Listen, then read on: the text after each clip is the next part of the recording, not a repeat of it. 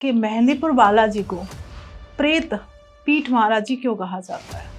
देखिए, प्रेत पीठ का सबका अपना अपना कहने का कुछ भी कोई भी कह सकता है, लेकिन मेहंदीपुर बालाजी महाराज का दरबार बाबा जैसे हनुमान जी महाराज का स्वरूप सब जगह पे दर्शन देने, वैसे मेहंदीपुर बालाजी महाराज बाल स्वरूप हैं। उस शरीर से वो आत्मा निकल जाती है, उसे छोड़कर चली जाती है जी बिल्कुल, दर्शन मात्र से। जी बिल्कुल अवश्य।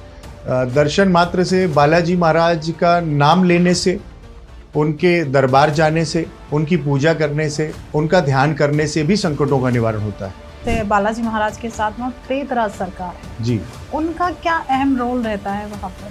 देखिए, बालाजी महाराज हैं, आपकी बात को मैं बताता हूँ। उसके बाद भैरव जी बाबा हैं। भैरव बाबा के बाद ऊपर दर्शन करने जाते हैं प्रेतराज जी सरकार।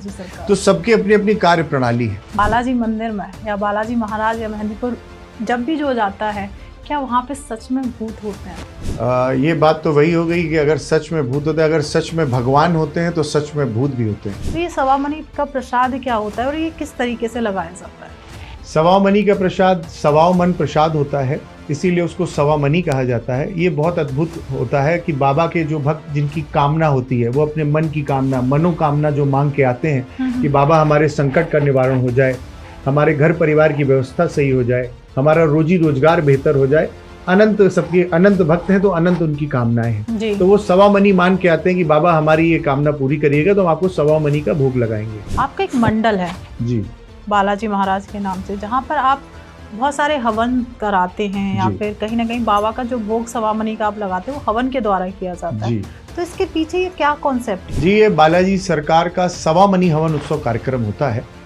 सवा मनी इसलिए क्योंकि यहाँ पे सवा मन, जैसे मनोकामना पूरी होने के बाद सवा मनी लगाई जैसी जाती है।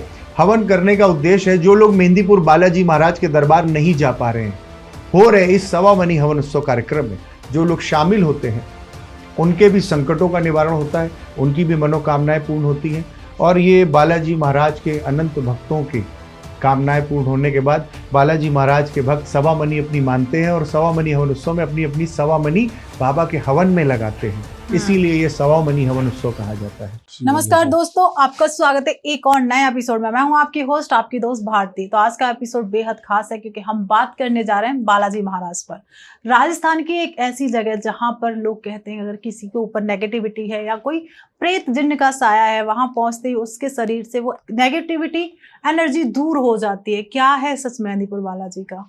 कहा जाता है कि अगर आपकी लाइफ में कोई भी प्रॉब्लम है या कोई भी बाधा है, एक बार आपने अर्जी लगा दी तो आपकी लाइफ से वो प्रॉब्लम दूर चली जाती है। और बात आती है किस तरीके से की जाती है बालाजी महाराज की सेवा और हवन। सबसे बड़ी बात, सवा मनी की चर्चा होती है, ये प्रसाद की अर्जी क्या होती है और किस तरीके से प्रसाद दिया जाता है। तो आज के एपिसोड बेहद खास है क्योंकि हम जानेंगे मेहंदीपुर बालाजी मंदिर का वो रहस्य, वो चमत्कार। क्योंकि आज हमारे साथ हमारे स्टूडियो मौजूद हैं एक ऐसे महाराज जी जहाँ कह सकते हैं एक प्रभु का एक ऐसा कनेक्शन है महाराज जी के साथ, और एक कनेक्शन, एक एनर्जी, एक प्रेम कह सकते हैं। जब एक प्रेम भगवान से जुड़ता है तो एक भगवान के द्वारा कहा गया है या फिर एक एनर्जियों के द्वारा ही सर को एक नाम दिया गया है। महाराज जी जय जय सिया राम। महाराज जी तो स्वागत करते हैं सर का, वेट नहीं कराते।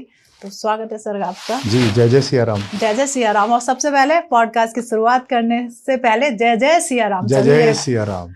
तो और मेरा भक्तों का दिल दुखाने का कोई भी पर्पस नहीं है इस पॉडकास्ट में, हम सिर्फ जानेंगे उनके रहस्यों को। तो प्लीज पहले से मैं क्षमा चाहूंगी क्योंकि मुझे मौका मिला है कि मैं बालाजी को लेके चर्चा करने वाली हूँ। वैसे इतने बड़े नहीं है, ना ही ये मौका भगवान ने मुझे दिया है। तो प्लीज जो भी गलती हो ना प्लीज जरूर क्षमा करिएगा। तो पहले तो सर आप कैसे हैं? बहुत अच्छे, आप कैसे हैं? मैं बहुत अच्छी हूँ और काफी अच्छा लग रहा है। जैसे ही नाम सुना के हम बालाजी महाराज पर चर्चा करने वाले हैं तो ये मेरा सौभाग्य था कि मैं आपसे बात करने का मुझे मौका मिला।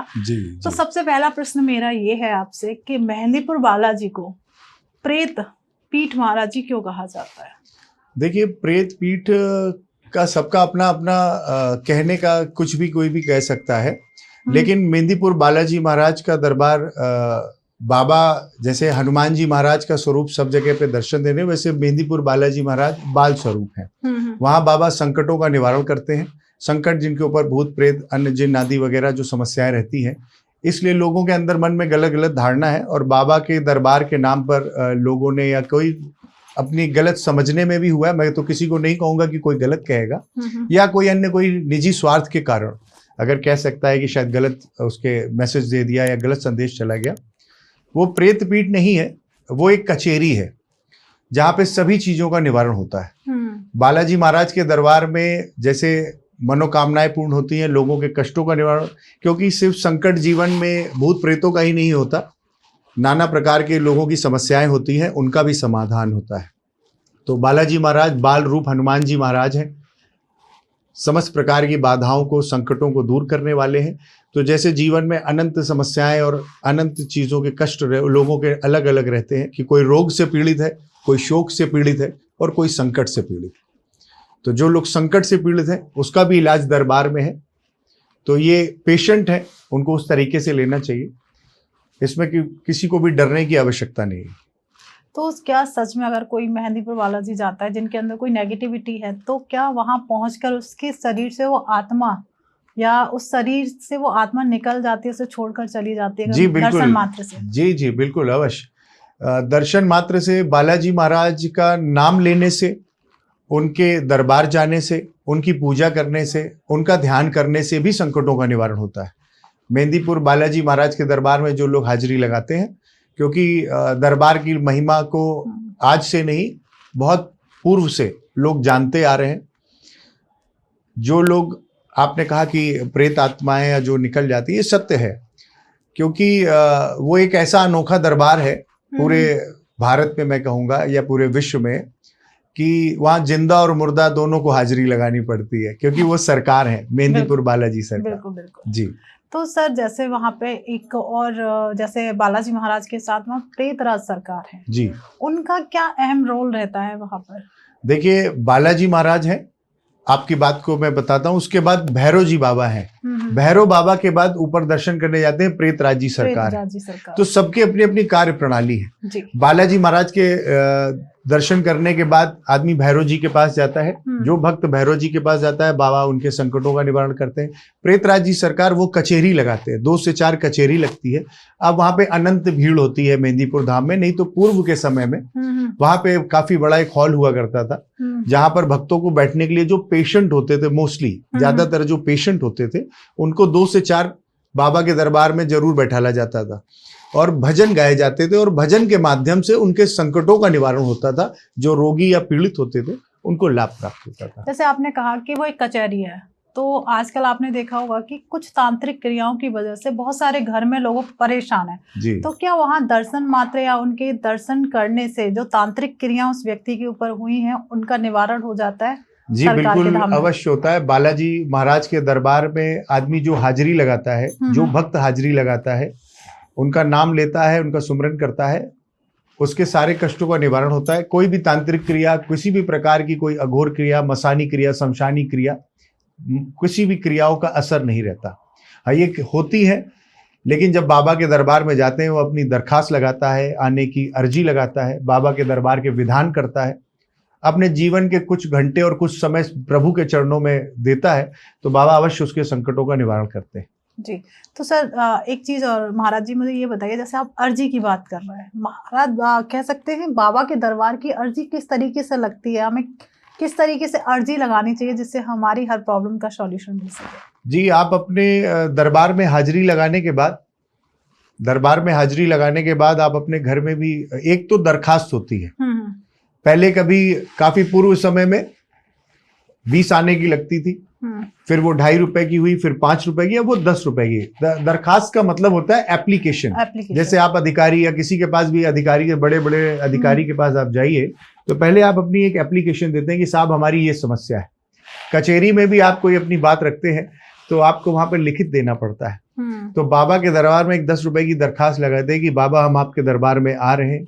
अगर दरबार में होते हैं तो बाबा हम आपके दरबार में आ गए हैं, हमारी हाजिरी स्वीकार करिए, क्योंकि वो सरकार है। और अगर कामना है तो अपने कामना की दरखास्त लगाते हैं कि प्रभु ये मेरी कामना है, इस कामना को पूर्ण करें। अगर आपकी जायज डिमांड होगी तो समय पे आपको समय नहीं लगेगा, तुरंत आपकी कामना पूरी होगी। ओके।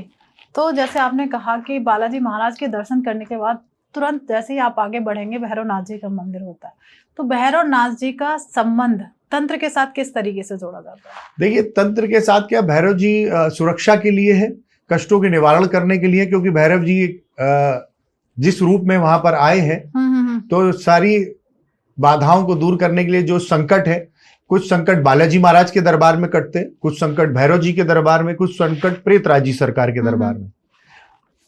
प्रेतराजी सरकार के बाद दीवान सरकार है, वहां पे उनके दर्शन होते हैं। पहले वहां पे पहाड़ पे पत्थर पेशी हुआ करती थी, जिसको बंद करा दिया गया किन्हीं कारणों की वजह से, क्योंकि मंदिर की व्यवस्था भी करानी थी और हर कोई उतना नहीं कर सकता। पत्थर पेशी से भी लोगों को लाभ प्राप्त होता था। फिर वहां पे समाधि बाबा का स्थान है, घाटेश्वर महादेव है, शंकर जी।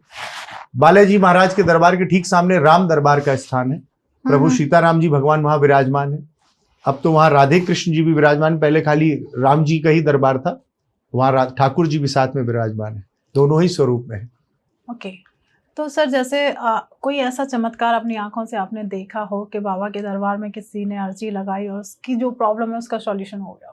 देखिए, ऐसा चमत्कार कोई एक नहीं, अनगिनत लाखों करोड़ों, और मेरे ही नहीं, तमाम उन भक्तों के हैं, मेरे साथ साथ तमाम बाबा के जो श्रद्धालु भक्त हैं, जो भी वहां जाते हैं, उनमें अनुभव का और उनके जो एक्सपीरियंस है और अनंत उनकी कहानियां हैं और किस्से।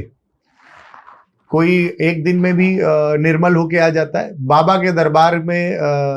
तुरंत लाभ पाने के लिए, या कहीं पर भी आप होंगे, अगर जो बालाजी दरबार नहीं गया, मैं आपके चैनल के माध्यम से कहता हूं कि आप मन में बालाजी महाराज का नाम लीजिए, उनका ध्यान करिए, और एक चौपाई जरूर ध्यान रखिए कि निर्मल मन जन सो मोहि पावा, मोहे कपट छल छिद्र न भावा।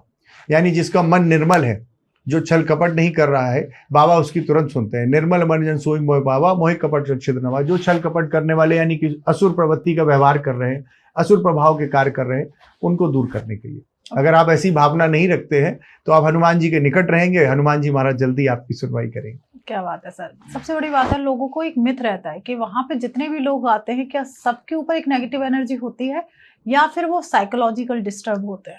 देखिए, इसमें दोनों ही प्रकार के लोग रहते हैं। नेगेटिव एनर्जी तो रहती रहती है, क्योंकि हम अगर उसको साइंटिफिकली देखें, साइकोलॉजिकल, जैसे आपने कहा कि शरीर में एक तरफ पॉजिटिव एनर्जी रहती है, एक तरफ नेगेटिव एनर्जी रहती है। जिस एनर्जी का, पॉजिटिव एनर्जी और नेगेटिव एनर्जी में, दोनों में से जो भी एनर्जी का ज्यादा गेन हो जाएगी, व्यक्ति वैसे ही उसका आचरण, हाव भाव या सोच विचार में परिवर्तन हो सकता है, उसके सोच विचार आ सकते हैं। तो अगर नेगेटिव एनर्जी का प्रोसेस बढ़ेगा तो नेगेटिव एनर्जी वो संकट के रूप में भी हो सकती है और साइकोलॉजिकल भी हो सकती है। लेकिन बाबा के दरबार में, क्योंकि मैंने जैसे कहा कि वो पेशेंट के रूप में जाते हैं, तो बाबा उनका इलाज करके भेजते हैं। जो लोगों के मन में डर रहता है कि वहाँ भूत प्रेत का स्थान है, उसको ये ना सोचकर वो बाबा के दरबार में एज ए पेशेंट के रूप में देखें कि वहाँ इनका इलाज चल रहा है, वो पीड़ित है, वो परेशान है। ओके, तो बाबा के मंदिर का प्रसाद खाने के लिए क्यों मना किया जाता है? बाबा के दरबार का प्रसाद बिल्कुल खाने को मना नहीं किया जाता है। आप मेहंदीपुर बालाजी दरबार हाजिरी लगाने जाएं, और मैंने आपके चैनल के माध्यम से कहूँगा कि सभी लोगों को जानना चाहिए कि बाबा के दरबार में आपको वहाँ से भी प्रसाद मिलता है, 56 भोग का भी प्रसाद मिलता है। बालाजी महाराज हनुमान जी महाराज हैं, आप उनको जो भोग, लड्डू का भोग लगा रहे हैं, वो भी प्रसाद आपको मिलेगा। मंदिर परिसर से भी वहाँ के महंत जी महाराज ने और अच्छी व्यवस्था कर रखी है कि मंदिर से भी प्रसाद मिलता है, 56 भोग भी मिलता है, सभी प्रसाद ग्रहण कर सकते हैं। जिस प्रसाद को खाने का परहेज था, वो था भैरव जी और प्रेतराज जी को, भैरव जी को काली उड़द दाल का भोग लगता था और प्रेतराज जी को चावल का। अब वो व्यवस्था आगे, क्योंकि अनंत भक्तों की भीड़, लाखों भक्त वहां डेली दर्शन करने जा रहा है, क्योंकि बाबा खूब कृपा कर रहे हैं सभी भक्तों पे, तो वो व्यवस्था रोक दी गई है, वो मंदिर के द्वारा व्यवस्था करी जा रही है। तो बालाजी महाराज को भोग लगाना, दरखास्त लगाना, अर्जी लगाना और उनसे प्रार्थना करना, उसी से ही लोगों के संकट का निवारण हो रहा है। भैरव जी और प्रेतराजी सरकार के प्रसाद को, उड़द दाल और चावल को ग्रहण करने पे परहेज था, बाकी बालाजी महाराज के प्रसाद को कभी भी रोक या परहेज नहीं लगा है। ओके सर, एक चीज और मैंने हमेशा सुनी है, प्रसाद के साथ साथ कहा जाता है कि अगर आप दर्शन करने जाते हैं तो आपको पीछे मुड़ के नहीं देखना है और आप सीधे दर्शन करके आप सीधे निकल आइए, आपको पीछे तो बिल्कुल भी मुड़ के नहीं देखना, नहीं तो वहां से जो लोग नेगेटिव एनर्जी छोड़ कर जाते हैं बाबा की सरकार में, वो किसी न किसी के साथ वापस आ सकती हैं। बिल्कुल भी नहीं है। मैं ये जरूर कह सकता हूं कि बाबा के आपके प्रश्न के अनुसार कि बाबा बालाजी महाराज के दर्शन करके आने के बाद आपको वाकई जीवन में पीछे मुड़कर देखने की आवश्यकता नहीं पड़ेगी, आप निरंतर आगे बढ़ते रहेंगे। पीछे मुड़कर ना देखना या ये करना, ये कुछ लोगों ने उस चीजों को अपने अपने हिसाब से बता रखा है, मगर कुछ विधान है, जैसे आपको उतार के पीछे छोड़ना होता है कि आपने ये चीज जो उड़द दाल और चावल का मैंने भैरव जी और प्रेतराज जी सरकार का बताया, या कहीं पर कुछ ऐसे माता के दरबार में पान का भोग लगता है, 3 पहाड़ वाले बाबा के दरबार में दरखास्त लगती है, तो उसको वहां पीछे छोड़ना है ताकि आप उन नेगेटिव चीजों को पीछे छोड़कर आगे बढ़िए। लेकिन जो लोग अगर ये कहते हैं कि पीछे नेगेटिव एनर्जी हमारे, तो बाबा के दरबार में जो लोग वहाँ 24 घंटे मौजूद रहते हैं, तमाम लोग आते जाते हैं, जाने और अनजाने, तो उनकी वजह से कभी वो उनको टच नहीं कर सकती। बाबा का उसमें मजबूत पहरा रहता है। एक चीज थोड़ा सा कहीं ना कहीं हमारे बहुत सारे भक्त हैं और बहुत सारे लोग ना नास्तिक कह लीजिए या फिर उनके बहुत सारे प्रश्न होते हैं, क्या सच में बालाजी मंदिर में या बालाजी महाराज या मेहंदीपुर जब भी जो जाता है, क्या वहां पे सच में भूत होते हैं?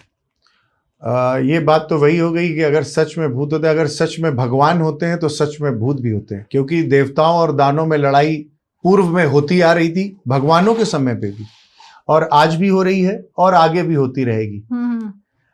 क्योंकि जिस प्रकार से, क्योंकि अगर भूत होते हैं उसी प्रकार से दूत भी होते हैं। जैसे हमारे प्रभु श्री राम के भक्त और श्री राम दूत हनुमान जी महाराज हैं, वैसे ही रामदूत बालाजी महाराज है। बालाजी महाराज बाल स्वरूप हैं। बालाजी महाराज अपने आदृश्य स्वरूप दूत महाराज की व्यवस्था अपने भक्तों पर लगाते हैं ताकि वो सुरक्षित रहें, नकारात्मक ऊर्जा, किसी भी प्रकार का कोई संकट जीवन में उनको ना सता सके, वो सब साकुशल, सुरक्षित और स्वस्थ रहे।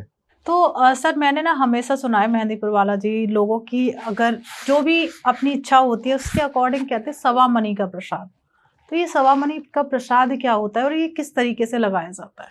सवा मनी का प्रसाद सवाओ मन प्रसाद होता है, इसीलिए उसको सवा मनी कहा जाता है। ये बहुत अद्भुत होता है कि बाबा के जो भक्त जिनकी कामना होती है, वो अपने मन की कामना, मनोकामना जो मांग के आते हैं कि बाबा हमारे संकट का निवारण हो जाए, हमारे घर परिवार की व्यवस्था सही हो जाए, हमारा रोजी रोजगार बेहतर हो जाए, अनंत, सबके अनंत भक्त हैं तो अनंत उनकी कामनाएं हैं, तो वो सवा मनी मान के आते हैं कि बाबा हमारी ये कामना पूरी करिएगा तो हम आपको सवा मनी का भोग लगाएंगे। ये बालाजी दरबार में मंदिर परिसर में भी व्यवस्था वहाँ कराई गई है। मंदिर में आप जाएंगे, वहाँ की संस्था ने सारी व्यवस्था करा रखी है, बड़ी सुचारू रूप से चल रही है कि आपको जो सवा मनी हर प्रकार की सेवा के रूप है, आप बड़े स्वरूप में लेना चाहते हैं, आप उसमें मेवा मिश्री से संबंधित, देसी घी से संबंधित जो प्रसाद है उनकी आप सेवा जमा करें और अपना प्रसाद लें, और उस प्रसाद बाबा को भोग लग के आपको प्राप्त हो जाएगा और आप उसको खा सकते हैं या वितरण कर सकते हैं, ये आपके ऊपर निर्भर करता है। ओके तो सर एक जैसे अभी आपके आने से पहले थोड़ा सा मैंने रिसर्च किया था आपके ऊपर, आपका एक मंडल है जी बालाजी महाराज के नाम से, जहाँ पर आप बहुत सारे हवन कराते हैं या फिर कहीं ना कहीं बाबा का जो भोग सवा मनी का आप लगाते हैं वो हवन के द्वारा किया जाता है। तो इसके पीछे ये क्या कॉन्सेप्ट है, थोड़ा सा मैं अपने व्यूअर्स को भी मेरे व्यूअर्स भी जानेंगे, साथ में मैं भी जानना चाहती हूँ। जी, ये बालाजी सरकार का सवा मनी हवन उत्सव कार्यक्रम होता है। सवा मनी इसलिए क्योंकि यहाँ पे सवा मन, जैसे मनोकामना पूरी होने के बाद सवा मनी लगाई जैसी जाती है। हवन करने का उद्देश्य है जो लोग मेहंदीपुर बालाजी महाराज के दरबार नहीं जा पा रहे हैं, जो लोग बाबा के दरबार में नहीं पहुंच सकते हैं, उनके कुछ खुद के निजी कारण हैं। कुछ लोग वृद्ध हैं, कुछ लोग जो शारीरिक रूप से, और जो लोग ऊपरी हवाएं हैं जो मेहंदीपुर दरबार में जिसके शरीर पे है, जैसा कि आपने कहा कि या जो लोग जानते हैं कि किसी को ऊपर कष्ट हुआ तो दरबार चला गया, लेकिन जो नहीं पहुंच पाया तो जो खत्म हो गया, ऐसा तो है नहीं कि उसका कल्याण हो गया या स्वर्ग नरक को प्राप्त हो गया।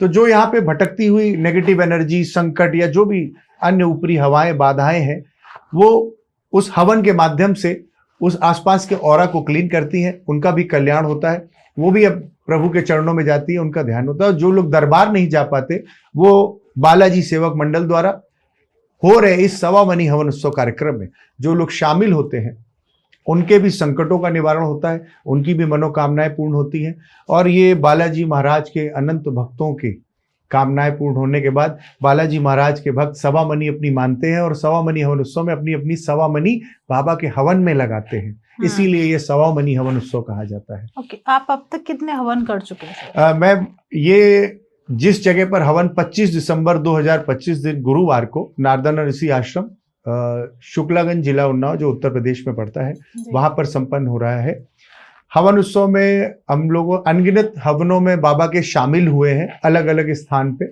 जब से दरबार से जुड़े हैं। इस स्थान पे ये 13वां सवामनी हवन उत्सव कार्यक्रम है।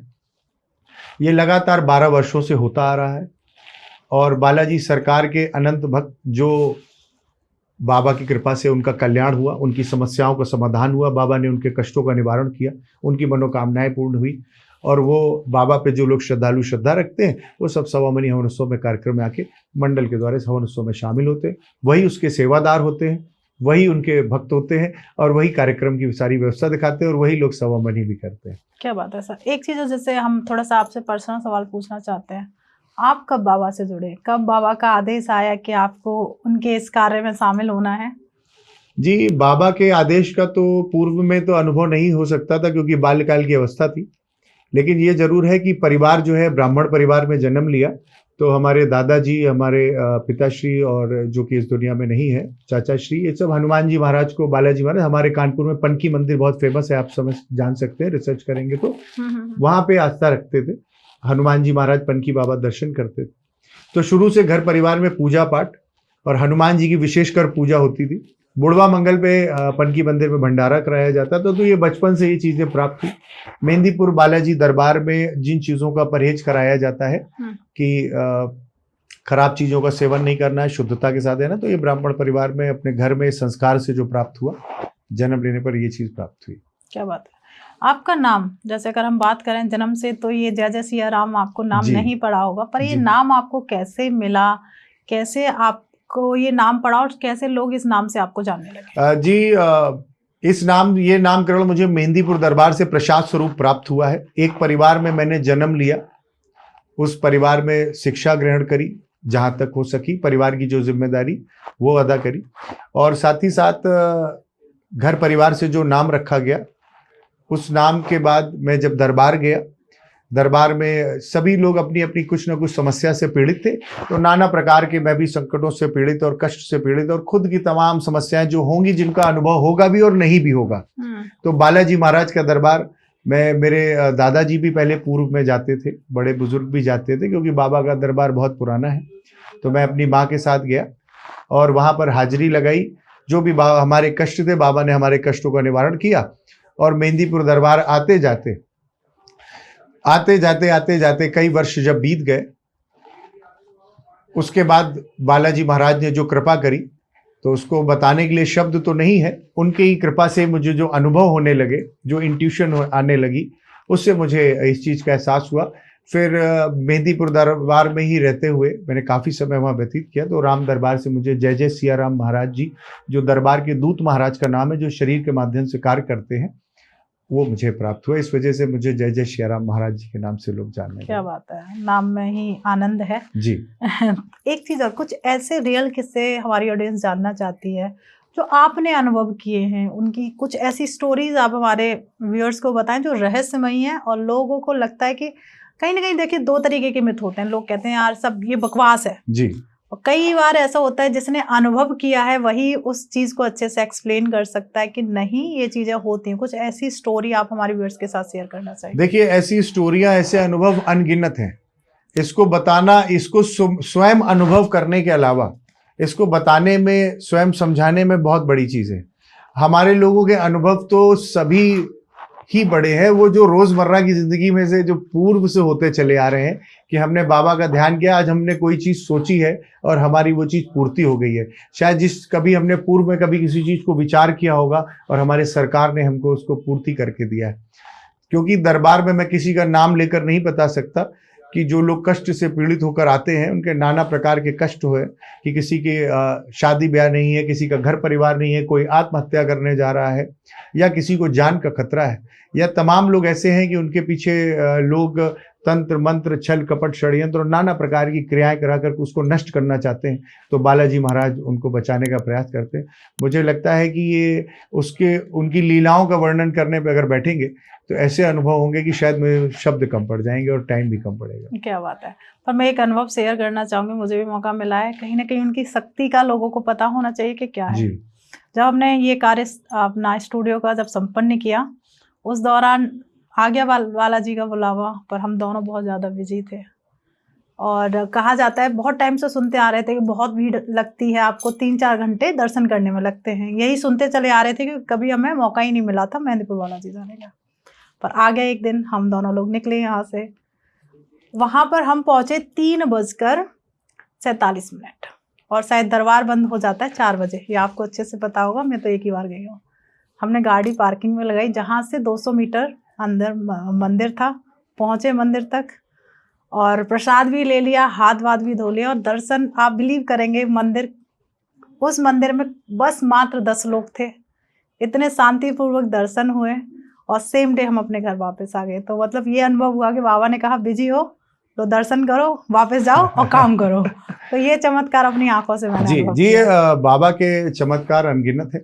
आपने अनुभव की बात करी तो एक अनुभव जो आपने पूछा अभी अभी मुझे याद आया, क्योंकि हम लोग दरबार का कार्य करते हैं जी, और उससे हमें उस वक्त ध्यान नहीं रहता है कि जो दरबार का कार्य कर रहे हैं, क्योंकि हम उनके द्वारा संचालित हैं, वो हमारे द्वारा संचालित नहीं है। जी। हमारी प्रार्थना से तो वो संचालित हो जाते होंगे, कि हमारे निवेदन से संचालित हो जाते होंगे, उनकी कृपा है, मगर हम उनके द्वारा संचालित हैं। तो वो स्वयं अपनी तरह से सारे कार्य को देख रहे हो। एक बच्ची थी, क्योंकि ऐसे तो बहुत हजारों लाखों अनुभव है मेरे पास, अभी अभी मुझे जो स्मरण में आया प्रभु ने कराया, क्योंकि ये बात पता नहीं यहाँ पे पर्दे पे करने वाली होती है कि नहीं होती है, मगर आपसे मैं साझा कर रहा हूँ।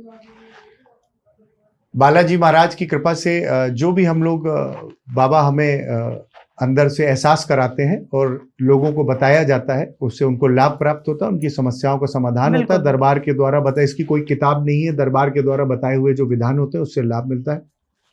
जो अन्य हम लोग विधान कराते हैं, हनुमान चालीसा, बजरंग बाण, सुंदरकांड, राम जी की रामायण, चौपाइयाँ, मंत्र, जप, क्योंकि यही पहले पूर्व में औषधि के रूप में कार्य करती थी, तो यही चीजें आज के रूप में काम है, लेकिन लोग करना नहीं चाहते। इस कारण अनुभव की बात में, एक बच्ची कष्ट से पीड़ित थी, ऊपरी बाधा से। दरबार में वापसी की दरखास्त लगाने के बाद दरबार जाया नहीं जाता है, ऐसा वहां का एक नियम कि जब आप वापसी की आने की दरखास्त लगाने के बाद आप दरबार से बाहर मत जाइए, आप उसी कैंपस में रहिए। लेकिन अगर आप दरबार की वापसी की दरखास्त लगा रहे हैं कि बालाजी महाराज हम अपने घर जा रहे हैं, या अमुक अमुक स्थान होते हुए हम घर पहुंचे, राजी खुशी साकुशल अपने स्थान को पहुंच जाए, उस दरखास्त को लगाने के बाद आप फिर वहां से प्रस्थान करिए और फिर वापस मंदिर नहीं जाना चाहिए। हमारे साथ अन्य कुछ मंडल के लोग और सेवादार थे, कुछ उसमें पुराने लोग थे। तो एक बच्ची की थी जो वापसी दरखास्त लगाने के बाद उसकी तबीयत खराब हो गई, यानी वो संकट से ग्रस्त हो गई। जो संकट का निवारण हुआ था उसको फिर से पेशी आने लगी। तो जो लोग जा चुके थे उन्होंने कहा कि अब हम वापसी दरखास्त नहीं लगा सकते। वापसी मैं भी लगा चुका था, लेकिन कहा ये प्रभु का दरबार, अगर आप वापसी क्षमा याचना तो फिर से आने की दरखास्त और फिर से वो प्रोसेस करना पड़ता है। तो मैंने फिर से पुनः आने की दरखास्त लगाई और उस समय आरती का समय होता, और आप जानते होंगे कि आरती के समय वहां पर कितनी भीड़ और क्या व्यवस्था रहती है। जी। तो आरती का समय था, मैं राम दरबार गया और उसके लिए कोई जवाब नहीं आ रहा था कि इस बच्ची को क्या हुआ। ये इतनी स्वस्थ होकर आई थी, बाबा ने इसके संकट का निवारण कर दिया। जैसे ही इसने वापसी की दरखास्त लगाई तो क्या कहीं हमसे कोई भूल हो गई, या मंडल के द्वारा, या किसी से भूल हो गई, या इस बच्ची के द्वारा कोई भूल हो गई, ये बाबा की कौन सी लीला है। तब जब दरबार में पहुंचे तो अंदर राम दरबार जाते तो कोई जवाब भी नहीं आ रहा है और वो पेशी भी ले रही है। और जब उसकी पेशी इतनी ज्यादा आने लगी कि वहां बैठे हुए भक्तों को उठना पड़ा, असुविधा हुई, हलचल होने लगी, तो मैंने प्रभु से प्रार्थना करी कि प्रभु ये क्या करा रहे। लेकिन वो संभल नहीं रहे थे, उसने जमीन में लौटना चालू कर दिया था, तो पेशी की वजह से। और वो एक बच्ची थी, उसको हम लोग बार बार, क्योंकि परिवार के जो अन्य सदस्य थे वो उसके साथ में नहीं थे, और महिलाओं को हम लोग टच करने से परहेज करते हैं। संकट को किसी को पकड़ने की जरूरत नहीं, जैसे लोग बाल पकड़ लेते हैं या उनके हाथ पकड़ के कुछ मारपीट करते हैं, इस तरीके ऐसा कुछ करने की जरूरत नहीं होती। ये सब हवा का खेल है, सब। मैंने प्रभु से प्रार्थना करी कि प्रभु आप कोई जवाब भी नहीं दे रहे और ये इसके प्रति कुछ मार्गदर्शन देगी, इसको क्या बोले। मन में प्रश्न आता है कि ये आरती का समय है, प्रभु तो व्यस्त हैं, आरती हो रही है, क्योंकि मैं भी बालक हूँ, दरबार का बच्चा हूँ, तो मेरे मन में आया कि भगवान श्री राम की आरती हो रही है। अब आरती के समय तो हम सब बिल्कुल फ्री है, प्रभु बिजी है, व्यस्त है, तो अब इस समय क्या करेंगे। तो जैसे मैं अंदर राम जी के दरबार से आने के बाद जो एग्जिट गेट होता है, क्योंकि भीड़ बहुत ज्यादा अधिक हो गई थी और उसकी पेशी बढ़ती जा रही थी, संकट पूरी तरीके दरबार में आ चुका था उस बच्ची के ऊपर, तो जैसे ही मैं ये विचार कर ही रहा था, क्योंकि मैं आपको बता रहा हूं तो बातें बताते बताते मुझे वो क्षण याद आ रहा है, तो मैंने सोचा कि प्रभु की आरती हो रही है और बाबा प्रभु आरती में व्यस्त है और ये संकट पेशी ले रहा है, तो ये उसका मौके का फायदा उठा रहा है, तभी उस बच्ची को पीड़ित कर रहा है। फिर वो जो अनुभव हुआ, अनुभव क्या, वो रोंगटे खड़े करने वाला था और जीवन पर्यंत मेरे साथ रहेगा। मैं पहली बार इसे साझा कर रहा हूं कि प्रभु श्री राम की आरती हो रही थी, जहां से भगवान के दर्शन नहीं होते। आप कभी जाएंगे, आप एग्जिट गेट पे खड़े होंगे, क्योंकि मूर्ति काफी अंदर है। राम जी और सीता जी दोनों राम दरबार में, दोनों लोग अंदर की तरफ विग्रह हैं, क्योंकि साक्षात मूर्ति तो नहीं कहूंगा मैं, साक्षात भगवान अंदर विराजमान है, तो वहां से दिखते नहीं है। और जब मैं वहां गेट पे खड़ा ये सोच रहा था, तो आरती होते होते प्रभु श्री राम, सीताराम जी भगवान हमारे धनुष बाण लिए हुए बिल्कुल उस प्रांगण के आगे आए हुए मुझे दर्शन हुए, और उस बच्ची को देखते हुए उन्होंने निहारा और वापस स्थान। तो मुझे तुरंत एहसास हुआ, मेरी आंखों से आंसू बहने लगे। मैं प्रभु से क्षमा मांगी कि प्रभु मैंने गलत सोचा, आप आरती में नहीं व्यस्त हैं। और उसी के बाद उसकी पेशी का रुक गई, क्योंकि वो संकट ने बयान नहीं दिए थे कि वो कौन है, कहाँ से आया है। तो दरबार के सेवादार होने के नाते उसने बयान दिया। प्रभु ने कहा इससे पूछो ये कौन है, कहाँ से आया है और उसको किसने भेजा है, आप इतना पूछ लीजिए। दरबार में वो नोट हो जाएगी। उसके बाद वो निर्मल होकर बच्ची पुनः वापस अपने घर गई और आज भी वो पूर्णतः स्वस्थ और सुरक्षित है। क्या बात है, मतलब अनुभव बहुत जी निराले होते हैं। ये वो अनुभव होंगे जो व्यक्ति स्वयं करेगा। इस बालाजी महाराज का दरबार का मतलब है साक्षात हनुमान जी महाराज। वहां समस्त देवी देवता साक्षात विराजमान है। वहां आपको किसी भी व्यक्ति विशेष का कोई कार्य नहीं है। ये सिर्फ हवाओं का खेल है। असुरी हवाएं हैं, अच्छी हवाएं, खराब हवाएं, ये प्रभु की लीला है। जो बालाजी महाराज के दरबार दर्शन करने जाता है, हाजिरी लगाता है, कोई पूजा पाठ नहीं कर पाता, खाली राम राम करता हुआ आ जाता है, उसी से ही उसका कल्याण, उसके परिवार का, उसके जीवन का, उसके पितरों का, जो उसके पारिवारिक सदस्य इस दुनिया में नहीं है, उनका भी कल्याण होता है।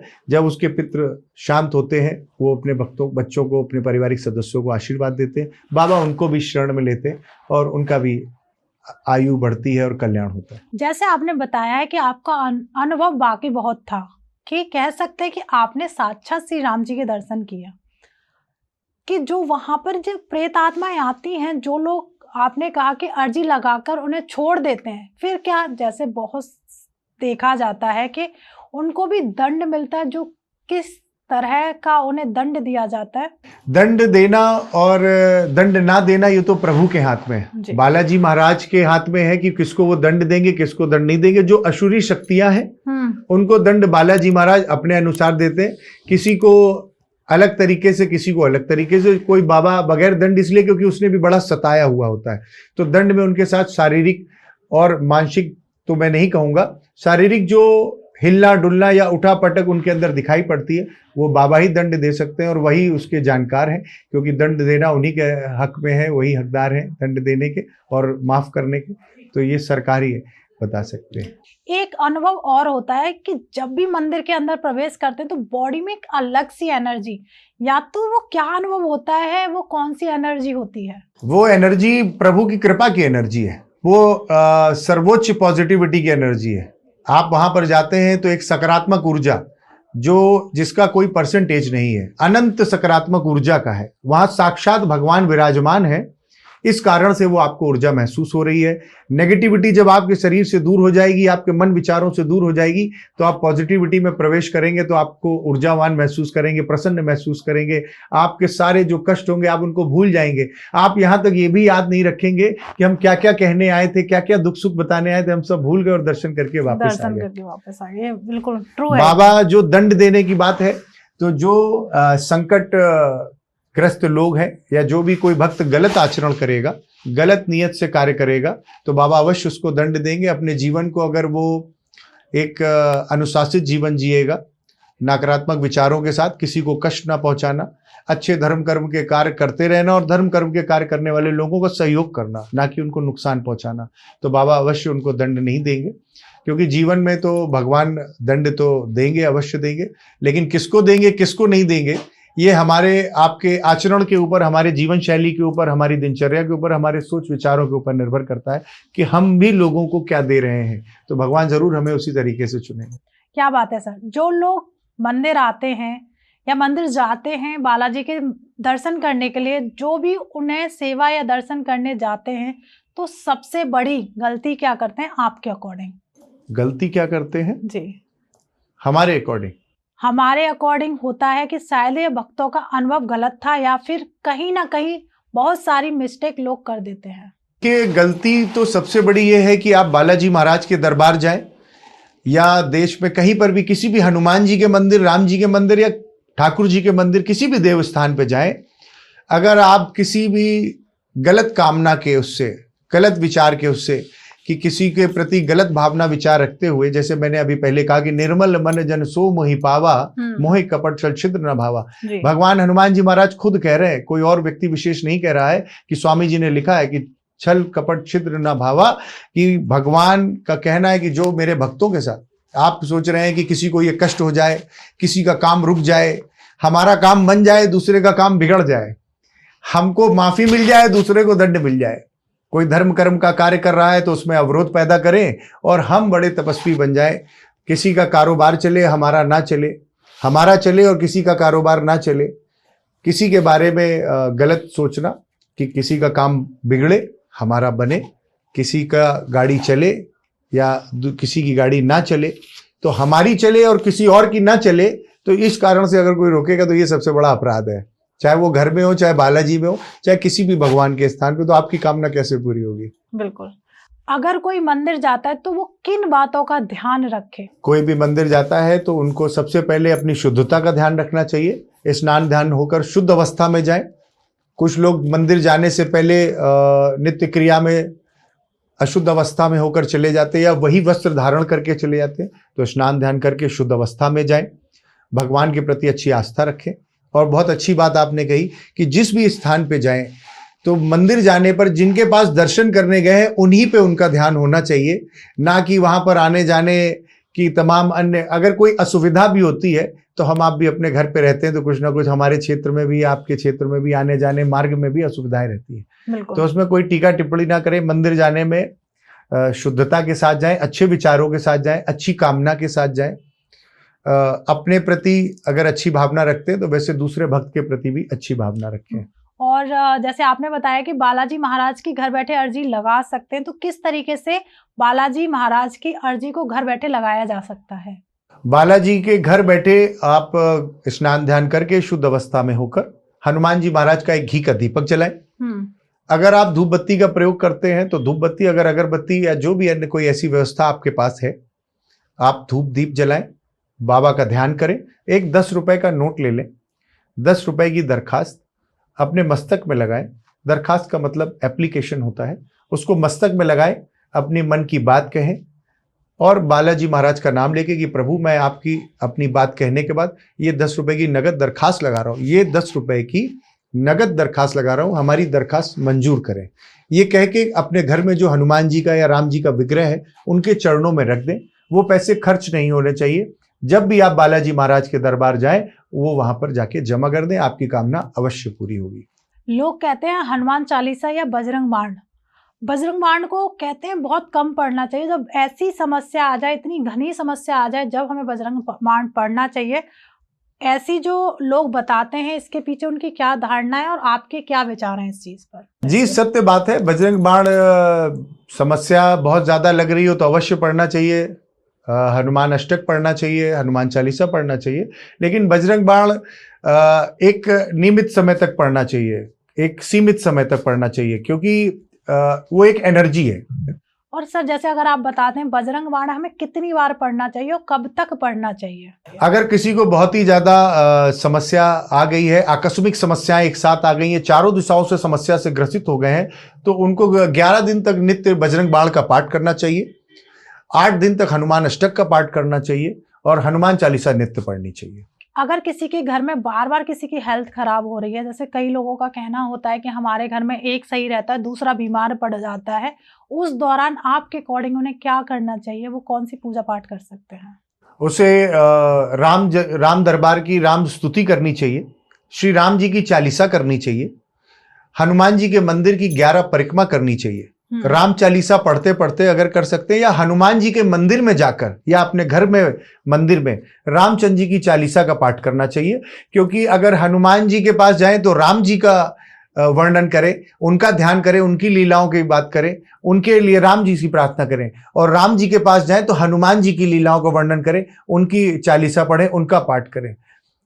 क्योंकि अगर आपको राम जी से कार्य लेना है कि और हनुमान जी से सुनना है कि जल्दी सुन जाए, तो हनुमान जी के पास जाएं और श्री राम, जय राम, जय जय राम, जय जय सिया राम, जय सीताराम, जय श्री राम, जो भी आपको नाम पसंद है आप ये इतना ही कर लेंगे, उसमें भी हनुमान जी महाराज आपके कष्ट दूर कर देंगे। क्योंकि वो राम नाम प्रेमी है। हम लोग जयकारा लगाते हैं उनका कि राम धनी की जय। क्योंकि आज के इस संसार में सबसे बड़ा धनवान मैं बालाजी महाराज यानी हनुमान जी महाराज को मानता हूं कि उनके पास सबसे बड़ा धन है राम धन। तो उन्होंने राम धन पाया है, तो इसलिए मैं उनको राम धनी की जय भी कहता हूँ। जैसे सर 7 चिरंजीवी हैं, उनमें हमारे हनुमान जी भी हैं। कभी आपको ऐसा अनुभव हुआ है कि बाबा आप ही के पास हैं? देखिए, अनुभव तो हमेशा रहता है कि बाबा हमारे हृदय में वास करते हैं जी। हमने घर में अगर हमारे मंदिर है या हम कहीं भ्रमण कर रहे हैं या यात्रा पे है या देशाटन पे है, तो हमारे हृदय पे तो प्रभु का वास है।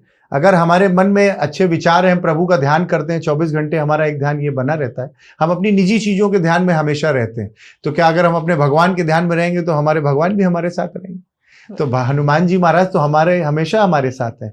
आज हनुमान जी की कृपा है तभी हम आपके साथ आपके इस धर्म सूत्र के पॉडकास्ट पे आपके साथ वर्णन कर रहे हैं। उन्होंने ही रचा था, इसलिए उनकी लीला हो रही है। थोड़ा सा हम सर एस्ट्रोलॉजिकल बात कर लेते हैं कि आपके पास भी बहुत सारे ऐसे लोग आते हैं या ऐसे कष्टों से परेशान लोग आते हैं जिनके एक्सीडेंट बार बार हो जाते हैं। अगर आप अगर उन लोगों की सहायता कर पाए तो आप उन्हें कौन सी रेमेडी या कौन सा उपाय आप उन्हें बताना चाहेंगे?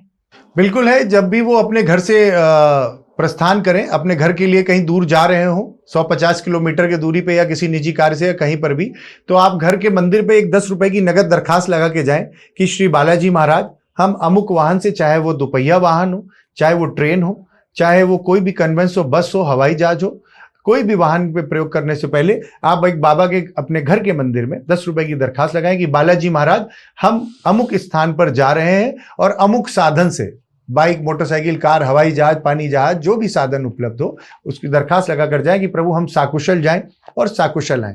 अगर आप नहीं जाते हैं, आपके घर में आपके बच्चे होंगे, बड़े बुजुर्ग होंगे, आपके रिश्तेदार, आपके शुभ चिंतक, आपके फैमिली फ्रेंड होंगे, वो जाएंगे, तो उनके लिए भी आप दरखास्त लगा सकते हैं कि बाबा जो हमारे अमुक व्यक्ति जा रहे हैं ये साकुशल राजी खुशी जाएं और साकुशल आएं, तो वो सुरक्षित रहेंगे। और उस दरखास्त को जब कभी दरबार जाने का मौका मिले, आप उसका एक बॉक्स बनाएं, उसे सुरक्षित रखें और बालाजी महाराज के दरबार में जाके जमा करें, क्योंकि उन पैसों को खर्च नहीं किया जाता है, वो बाबा की एप्लीकेशन है, बाबा के पास ही रहेगी। तो महाराज जी एक चीज बताइए, जैसे मेहंदीपुर बालाजी में हमेशा भूत प्रेतों की चर्चा की जाती है, उनके जिनके ऊपर भूत प्रेत बाधा है वही लोग जाते हैं।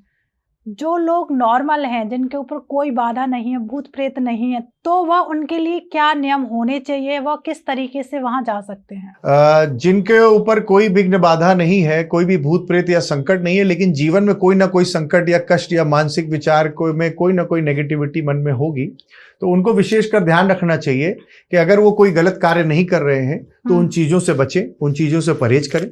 बालाजी महाराज के दरबार जाएं तो बाबा को पूर्ण रूप से समर्पित भाव से जाएं, उसको किसी टूरिस्ट प्लेस की तरह ना जाएं, शुद्धता का ध्यान रखें। चाहे वो अकेले जाएं या सपरिवार जाएं या अपने मित्र मंडली के साथ जाएं, वहां पर कोई भी ऐसा कार्य, किसी भी धार्मिक स्थान पर जाके कोई भी ऐसा कार्य ना करें। नॉनवेज, ड्रिंक, इन सब चीजों का प्रयोग ना करें। मेहंदीपुर दरबार जाने के बाद सीधा अपने घर जाने का प्रयास करें। अगर कहीं और जाना हो तो बाबा से निवेदन, उनसे प्रार्थना और दरखास्त लगाकर ही जावें।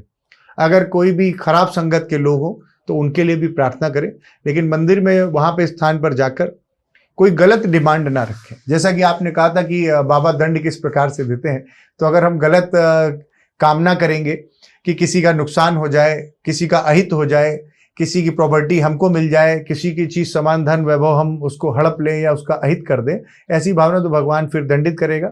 और रही जीवन मरण की बात, तो ये तो स्वयं सभी का ही एक दिन जाना है, ये मृत्यु लोक है, तो जिसको जब जाना है तो उसका माध्यम कुछ भी हो, लेकिन अगर जाएं तो खाता और बही अपना सही करके जाएं तो ठीक है, क्योंकि यहाँ पर तो आप अभी संभाल लेंगे, लेकिन वहाँ पर आपको संभालने को नहीं मिलेगा। वहाँ जय जय सिया राम और सीताराम और राम राम ही काम हो, वहाँ पे भी बालाजी महाराज आपकी मदद करेंगे। बिल्कुल, जैसे अभी हम मंडल की बात कर रहे हैं, जहां आपने कहा कि जो लोग मंदिर नहीं जा पाते हैं, मंडल से जुड़कर अपनी अर्जी लगा सकते हैं। अपनी सवा मनी, थोड़ा मुझे मंडल के बारे में जानना है। वहां के जो लोग कार्य करते हैं वो किस तरीके से कार्य करते हैं? अगर मंडल से अगर कोई लोग जुड़ना चाहे, जो नए लोग हैं वो मंडल से जुड़ना चाहते हैं, फिर वो अपनी अर्जी लगाना चाहें तो किस तरीके से लगा सकते हैं सर? मंडल में बहुत सारे लोग जुड़े हुए हैं, जिसमें मंडल में मुख्य बहुत सारे कार्यकर्ता हैं जो भी बाबा के भक्त हैं बहुत पहले से, दरबार आते जाते हैं। ऐसे ऐसे लोग भी हैं जो बाबा के पूर्व समय से, जिन्होंने बाबा को बड़े नजदीक से दर्शन किए हैं, उनको जल भी चढ़ाया है, उनका जल ग्रहण भी किया है, उनकी सेवा में भी रहे हैं। तो बाबा के बालाजी सेवक मंडल में अनंत भक्त काफी वर्षों से जुड़े हुए हैं और वो लोग सब पूर्ण रूप से मंडल में उनके खुद के अनुभव हैं, उनकी भी कामनाएं बाबा ने पूरी करी जैसे तमाम अन्य भक्तों की करते हैं।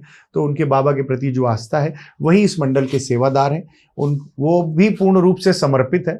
मैं तो कहूँगा कि मुझसे भी अधिक समर्पित है और मैं बड़ा भाग्यशाली हूँ कि मुझे ऐसे मंडल के सेवादार और ऐसे मंडल के लोग मिले, क्योंकि मैं भी एक सेवादार। वो लोग अपनी सेवाएं दे रहे हैं, कोई हवन कराने की सेवा दे रहा है, कोई फूल माला की सेवा दे रहा है, कोई साफ सफाई की व्यवस्था को दे रहा है, वो भी एक सेवा दे रहा है। मेरे लिए, हमारे मंडल में आने वाले भक्तों के लिए लाइट, टेंट, साउंड, भोजन, प्रसादी, जो भी व्यवस्था हो रही है वो सब प्रभु के निमित्त सेवा ही दे रहे हैं। तो एक सेवा प्रभु ने मुझे दे रखी है, वो मुझसे सेवा ले रहे हैं। तो सारे सेवादार सामान्य है हमारे यहाँ। कोई ये नहीं है कि ये छोटा है तो इसका छोटा काम देना है, ये बड़ा है तो उसको कोई बड़ा काम देना है। सामान्य रूप से सारी व्यवस्था चल रही है। अगर कोई व्यक्ति नया है जो मंडल से जुड़ना चाहता है तो वो आपसे किस तरीके से जुड़ सकता है, उसके बारे में थोड़ा सा हमें बता सकते हैं? तो हमसे जुड़ने से पहले बालाजी से जुड़ने के लिए मन में प्रण करना पड़ेगा। हमारे पास एक सीधा सा जवाब है कि आपको बालाजी महाराज, अगर आप दरबार मेहंदीपुर धाम पे हाजिरी लगाने नहीं जा सकते तो हमारे लोगों के पास आने से कोई लाभ नहीं, क्योंकि हम लोग बालाजी महाराज के द्वारा आपको फर्स्ट एड तो दे सकते हैं मगर ऑपरेशन आपको मेहंदीपुर में ही मिलेगा। बिल्कुल बिल्कुल सही आप जी। कह रहे हैं। तो आपकी समस्याओं का समाधान जो है, क्योंकि एक उसारे के माध्यम से, एक नारियल में कुछ सामग्री होती है, उससे उसारा होता है, उस उसारे को करके आपको बालाजी दरबार ले जाया जाता है। उस उसारे को आप घर में नहीं रख सकते, आपका उसारा हो गया है और उस उसारे को लेके आप बालाजी महाराज के दरबार में जमा कर दें पंडित। सर, ये उसारा क्या होता है, इसके बारे में थोड़ा सा डिटेल में बताएंगे? उसारा क्या है? उसारा की किसके ऊपर जो ऊपरी बाधाएं हैं, जो ये समस्याएं हैं जिस किसी कारण से आ रही हैं, कि उनकी जैसे कि एस्ट्रोलॉजी के हिसाब से उनकी कुंडली, उनके ग्रह नक्षत्र तो सामान्य रूप से बता रहे हैं कि सब कुछ ठीक है, लेकिन तब भी उनके साथ समस्या है। तो किसी हवा को कैसे आप कैच करेंगे? हवा को तो ऐसे नहीं कैच किया जा सकता, या उसकी किसी समस्या को कोई कैच नहीं कर सकता। तो उसारा एक दरबार के आदेशानुसार कुछ सामग्री है, उसको एक नारियल में कुछ सामान रखा, कुछ सामग्री रखी जाती है जो बहुत ही काफी जनरल है, जो आसपास आपके घर पे और घर के में ही मिल जाएगी।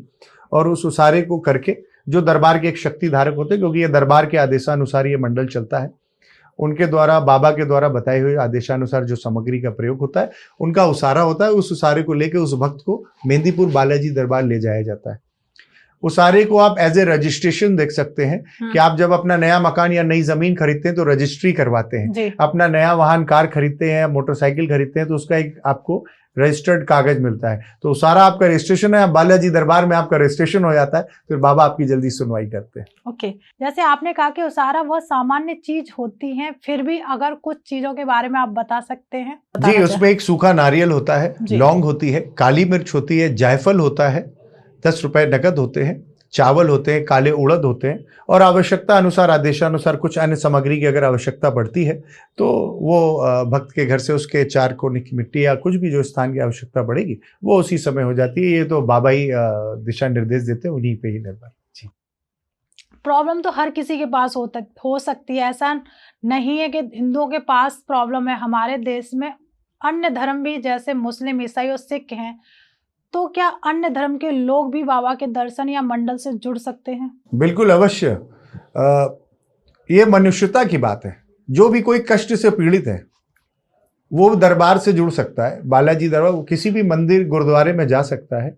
कोई भूखा है, कोई प्यासा है, तो उसकी भूख और प्यास में आप उसको धर्म देख के उसको जल और अन्न जरूर ग्रहण कराएंगे। ऐसा तो नहीं है कि उसको धर्म उसका देख के उसको जल और अन्न नहीं देंगे। तो बालाजी महाराज के दरबार में सभी धर्मों का स्वागत है, बस वो उस जो वहाँ की व्यवस्था है अपनी चीजों को उसी तरीके से रहे, जो वहाँ के नियम है उसका पालन करे, शुद्धता के साथ रहे, समर्पण भाव से रहे। उसमें किसी भी सभी धर्म वर्ण का स्वागत। और हमारे बालाजी सेवक मंडल में भी सभी धर्म के लोग आते हैं, उसमें मुस्लिम भाई बहन भी आते हैं और वो अपने भोजन का ध्यान रखते हैं कि हमें मांसाहार नहीं खाना है और अन्य व्यसनों का प्रयोग नहीं करना है। और उनको भी अगर कभी कोई ऐसी समस्या आती है तो उनको भी मार्गदर्शन दिया जाता है और उनको भी बड़ा लाभ प्राप्त होता है। अगर आप उस पर और रिसर्च करेंगे तो खुद ही आपको जो है अपने अनुभव साझा करेंगे। कि सर आप बहुत सारे अनुभव करते हैं, आपके सामने बहुत तरीके के भूत प्रेतों वाली समस्याएं आती हैं, तो क्या आपको कभी डर नहीं लगता है? हाँ, डर तो सभी को लगता है, लेकिन हमको डर हमारे बाबा से लगता है कि हमसे कोई गलती ना हो जाए, हमारे से कोई ऐसी भी गलती ना हो जिससे हमारे पूजा पाठ हमारे भजन में परेशानी आए, कोई भी हमसे कोई ऐसा गलत आचरण ना हो जिससे हमारे पूजन भजन में कोई व्याधि आए या कोई परेशानी आए या इस तरीके की कोई बात। तो हम और हमारे साथ सभी मंडल के लोग बाबा के अनंत भक्त, और मुझे लगता है सैकड़ों हजारों करोड़ों भक्त ये ध्यान रखते होंगे, भगवान से सभी को डर लगता है कि, और वो भी बाबा स्पेशली हनुमान जी महाराज, तो वो तो हमारे प्राण हैं, तो उनके प्रति कि कभी भी वो नाराज ना हो, कभी भी गुस्सा ना हो, कभी भी हमारे द्वारा कोई भी ऐसा कार्य ना हो कि ताकि उनको वो लगे, इस बात का डर रहता है। इसके लिए हम लोग काफ़ी सावधानी बरतते हैं हर वक्त। बिल्कुल। ये सांसारिक जीवन में हर किसी के पास बहुत सारे कष्ट हैं, हर तरीके की प्रॉब्लम है, तो वो बाबा से कैसे अर्जी लगा सकता है, किस तरीके से अर्जी लगाए जिससे बाबा उनकी सुने? मैं आपके प्रश्न को समझूं कि किस तरीके से अपनी प्रार्थना करे कि अगर बहुत सारी चीज़ों से अगर वो परेशान है तो बाबा के पास उसको एक मैं एक चौपाई एक बोल सकता है कि मोरी सुधारो सो सब भांति और जा सुकृपा नहीं कृपा आघाती। और बाबा के दर्शन करे तो अब मोहि भा भरोस हनुमंता और बिनु हरि कृपा मिले नहीं संता। क्या बात। तो ये अगर इसका उच्चारण करेंगे तो उनको काफी लाभ होगा। मोरी सुधारो सो सब भांति जा सुकृपा नहीं कृपा आघाती, ताकि मेरा सब कुछ सुधारो और खूब कृपा करिए हमारे ऊपर। और मैं भी प्रार्थना करूंगा आपके चैनल के माध्यम से, जो लोग भी इसको देख रहे हैं और आप सबके ऊपर भी, सभी के ऊपर प्रभु खूब कृपा करे। अभी हम एंड की तरफ हैं, हमेशा होता है कि कुछ ना कुछ एक ऐसा मैसेज जाए हमारी ऑडियंस के पास, या फिर आप कोई ऐसा मैसेज देना चाहते हैं जिससे वो अपने जीवन में अप्लाई कर सकें? जी अवश्य। मैं सभी भक्तों से कहना चाहूँगा, सबसे पहले जय जय सिया राम। प्रभु सीताराम जी भगवान का सुमरन करें, स्मरण करें, राम राम करें, सीताराम करें, जय जय सिया राम करें, जो भी नाम आपको प्रिय लगता हो, क्योंकि जा पर कृपा राम की होई ता पर कृपा करे सब कोई। आपको बिल्कुल भी डरने की जरूरत नहीं है। किसी भी प्रकार के संकट, भूत प्रेत या अन्य किसी भी समस्या है, उसके लिए बालाजी महाराज, हनुमान जी महाराज हर रूप में विराजमान है। मेहंदीपुर बालाजी महाराज के दरबार जाइए। सब सुख लहे तुम्हारी सरना और तुम रक्षक काहू को डरना। इस चीज का ध्यान करें। सभी लोगों को सीताराम, सभी स्वस्थ रहिए, राम राम करिए, सदा सरकार की कृपा बनी रहे। श्री बालाजी महाराज की जय। जय जय सिया राम।